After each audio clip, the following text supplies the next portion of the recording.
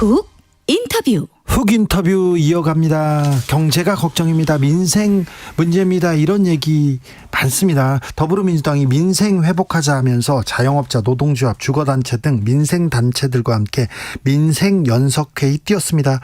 첫 번째 회의에서 지역화폐 얘기했다는데, 그런데 지역화폐 예산 대폭 삭감됐는데 이건 어떻게 풀어갈지, 민생 문제 어떻게 고민하는지 민생단체 대표로 참여한 김남근 변호사 모셨습니다. 변호사님 안녕하세요. 네, 안녕하십니까? 네.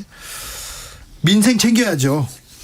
네, 열심히 챙겨야 됩니다. 열심히 챙겨야죠. 네. 근데 정치권에서 민생 잘 안 챙기는 것 같아요. 뭐 정치권은 주로 이제 이렇게 정쟁적 이슈를 네. 많이 하고, 언론도 참 문제가 있는 게 또 그런 정쟁적 이슈를 뭐 터뜨리겠다 그러면은 이제 그런 정치는 또 열심히 찾아다니면서 네. 그걸 보도를 해주는데, 네. 막상 입법이나 주요 뭐 민생 정책을 챙기겠다 하는 이제 그런 의원들은 별로 또 이렇게 언론을 살 수가 없어요. 네, 그런 보니까. 기사도 많이 안 나와요. 그래도 민생이 중요하잖아요. 그렇죠, 중요하죠. 아니, 국민들 먹고 사는 것보다 더 중요한 게 어디 있습니까? 행복하게 먹고 살게 좀 따뜻하게 그렇게 만들어야 됩니다. 민생연석회의가 출범했습니다. 어떤 기구입니까? 민생연석회의는 이제 뭐 한국노총 같은 노동조합 예. 단체, 그다음에 한국 자영업자 상인 총연합회와 같은 이제 전통시장 유통상인을 대표하는 그런 단체들. 네. 그다음에 이제 주거단체, 네. 그다음에 중소기업 중앙회와 같은 중소기업 단체, 이런 민생 단체들이 그 민주당과의 이렇게 정기적인 소통을 통해 가지고 민생 의제들을 네. 좀 정치적인 입법이나 정책으로 다뤄달라고 하는 그런 어떤 소통 기구입니다. 그래서 예. 저는 이제 그 민생 단체 대표로 그 소통 대표를 맡고 있습니다. 아, 그렇습니까? 민생 이 연석회의가 그 전에도 민주당이 있었죠. 처음 만들었던 건 이해찬 대표 때 이제 처음 만들었습니다. 네. 그래서 그동안 했던 대표적인 거는 그 2020년도에 그 택배 그 기사들이 한 20여 명이 과로사에서 죽은 적이 있었어요. 그렇죠. 그래서 이 문명 사회에서 이런 일이 걸 있었네. 방치하면 안 네. 된다라고 그래서 그때 이제 뭐 소비자 단체, 그 중소상인 단체, 뭐 택배 회사들, 화주 단체들이 같이 모여가지고 이제 택배 요금을 조금 인상하는 대신에 예. 그 택배 기사들에게 부담이 되는 그 분류 작업 같은 걸 그렇죠. 벗어날 수 있게 해가지고 좀 쉬게 과로사를 해주자. 줄이도록 예. 하는 이제 그런 사회적 합의를 한 적도 있었고요. 그래서 과로사가 줄었어요. 줄었죠. 어쨌거나. 네, 많이 예. 줄었죠. 예. 네, 그런 것도 있었고. 예. 또 영세상인들이 이제 워낙 어렵잖아요. 예. 그래서 이제 그 비용 부담을 줄여주기 위해서 신용카드 수수료를 이제 낮춰주자. 신용카드 수수료가 뭐 이분들이 영업이익이 1년에 한 3% 4%밖에 안 되는데 신용카드 수수료가 2% 3%가 되니까 거의 영업이익을 못 내니까 예. 그래서 영세상인들에 대해서는 신용카드 수수료를 대폭 인하하도록 하는 그런 사회적 합의를 한 적도 있었고요. 네.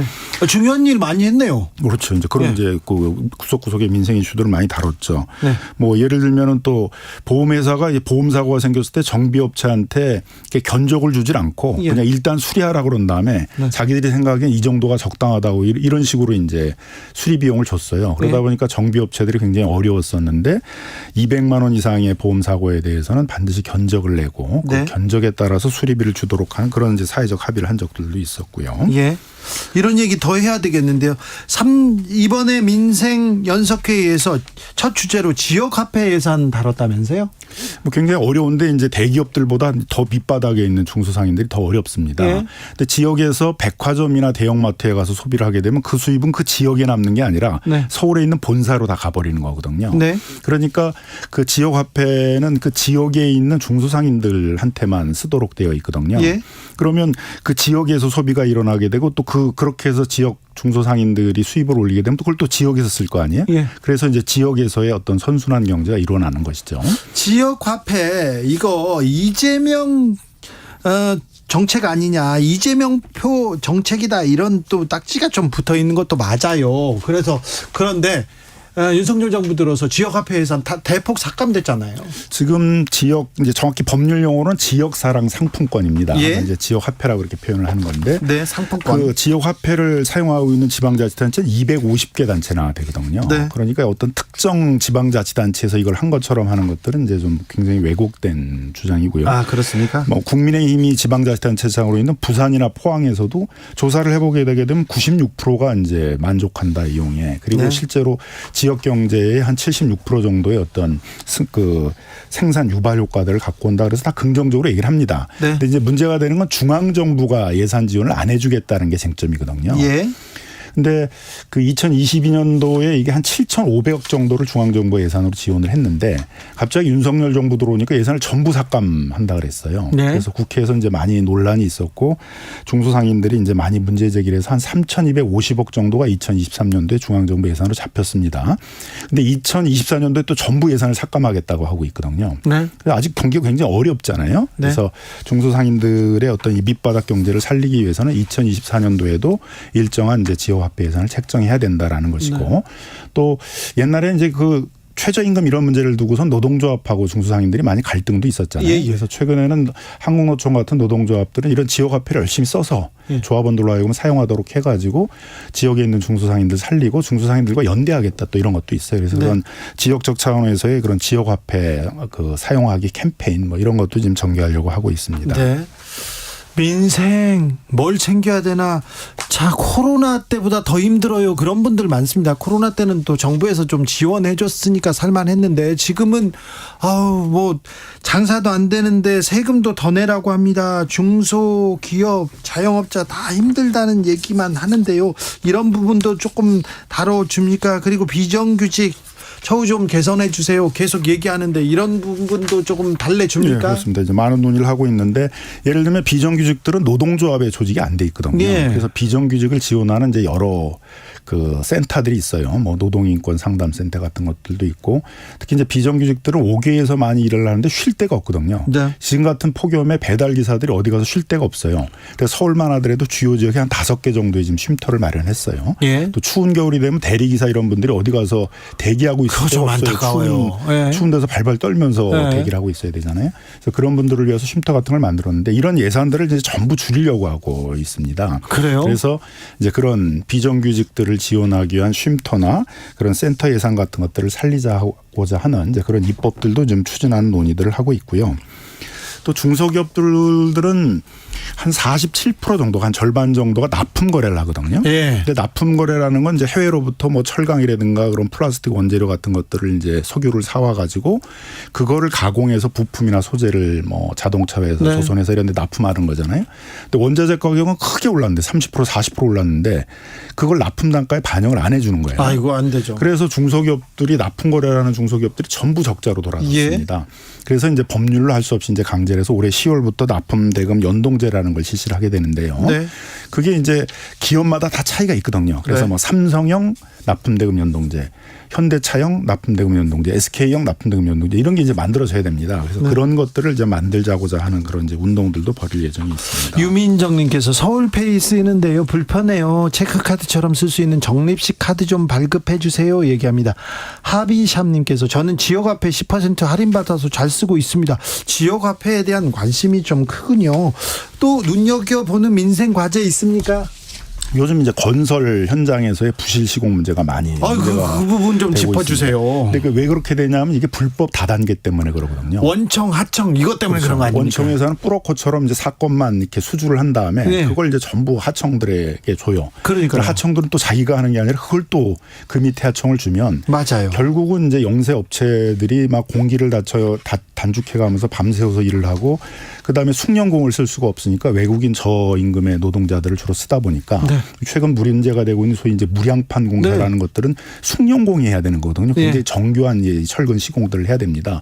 그런데 숙련공들이 일을 못하니까 그런 부실 시공도 되는 거거든요. 철근 빼먹고 또 이 원청에서 감리하는 회사에선 또 눈 감아주고 이런 부패 구조지 않습니까? 그래서 이제 그걸 하기 위해서는 그 숙련공 노동자들이 일하도록 하고 그래서 그들에게 적정 임금을 주고 그들에게 임금을 지급하는지를 확인하는 직접 임금제를 확인하는 이제 대금 확인 시스템 같은 게 있거든요. 네. 그래서 적정 임금제라고 이렇게 얘기를 하는데요. 그래서 이거를 이제 전면적으로 실시를 하자. 지금 서울시하고 경기도는 전면적으로 실시하고 있고 뭐 LH 그다음에 이제 도로공사 이런 데서 시범 사업을 하고 있는데 적어도 공공 부분에서는 이런 걸 전면적으로 이제 확산해서 하자고 하는 이제 그런 운동들도 벌이고 있습니다. LH는 자기네들이 잘못해놓고 지금 잘 막 숨기고 있는 것 같아요. 그래놓고 자기네들이 또 혁신한다고 얘기하는데 좀 미덥지 않습니다. 그렇죠. 그러니까 이제 개입이 필요한 거죠. 공공의 개입에서 그걸 LHI만 맡길 수는 없으니까. 설계 같은 경우도 원래는 이제 다단계 설계를 맡길 수 없도록 하는데 실제로는 이제 전관 출신 분들이 가 있는 건축사무소에서 그 설계 수주를 따내놓고서 실제 일은 거의 아르바이트 같은 사람들에게 맡긴다는 거 아니에요?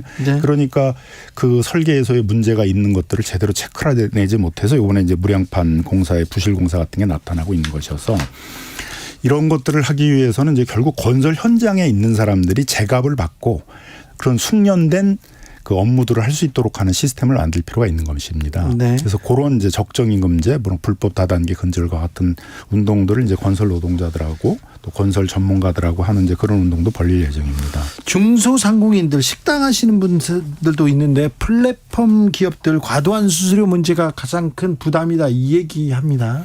그래서 지금은 이제 그 소위 플랫폼에 연결하지 않고 그냥 생업만 해가지고는 다 문을 닫아야 되는 상황입니다. 그리고 플랫폼에 연결을 해가지고 매출을 올리는 중소상공인들 같은 경우에는 80%가 50% 이상의 매출을 플랫폼을 통해서 얻는다 그러거든요. 근데 문제가 되는 건 플랫폼이 가져가는 게 너무 많다. 중개 수수료, 그 다음에 또 배송 수수료, 또 광고도 의무적으로 해야 돼요. 그러지 않으면 카카오 택시는 뭐 승객을 안 태워도 돈은 받아간다면서요. 그런 건 카카오 잘못됐죠. 같은 경우에는 이제 자기 가맹점을 또 출시를 했어요. 그래서 가맹 그 카카오 블루라고 그런 가맹에 하시는 택시 기사들은 무조건 20%를 내야 돼요.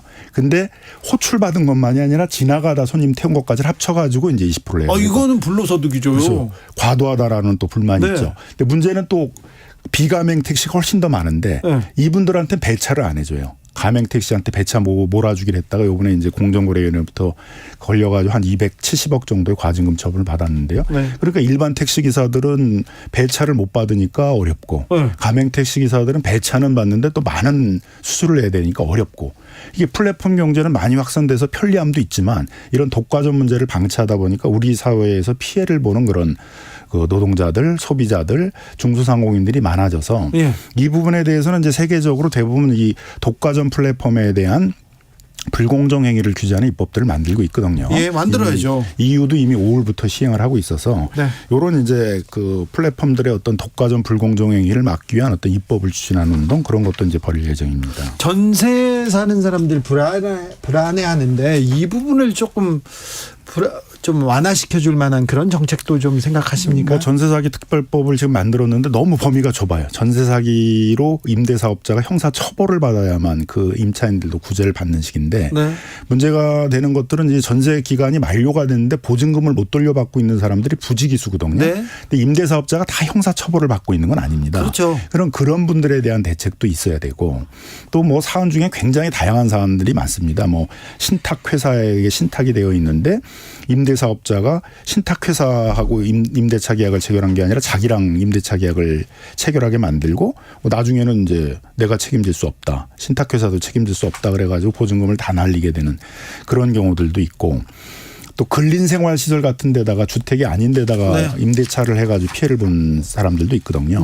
그럼 이런 걸 좀 포괄적으로 보호를 할 수 있도록 좀 전세사기 특별법들을 좀 개정을 해야 되고 그다음에 LH가 이걸 공공임대로 좀 매입을 해줘야 되는데 LH가 뭐 예산이 없다.